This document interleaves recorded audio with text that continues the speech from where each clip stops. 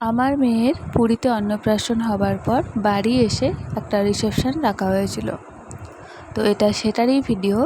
আমরা প্রথম একটা রাসমণি মঞ্চ বলে হল নিয়েছিলাম, সেখানেই প্রবেশ করছি।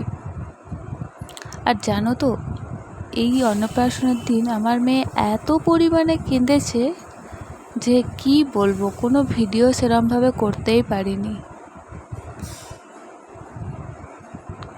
যখন প্রথম ঢুকলো তখন কিন্তু একটুও কান্নাকাটি করেনি, সবার কোলেই যাচ্ছিল।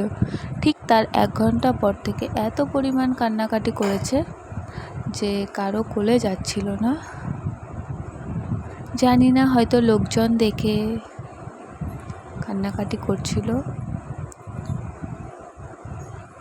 তোমাদের যদি আমার ভিডিও ভালো লেগে থাকে অবশ্যই আমাকে একটা লাইক আর সাবস্ক্রাইব করে দিও।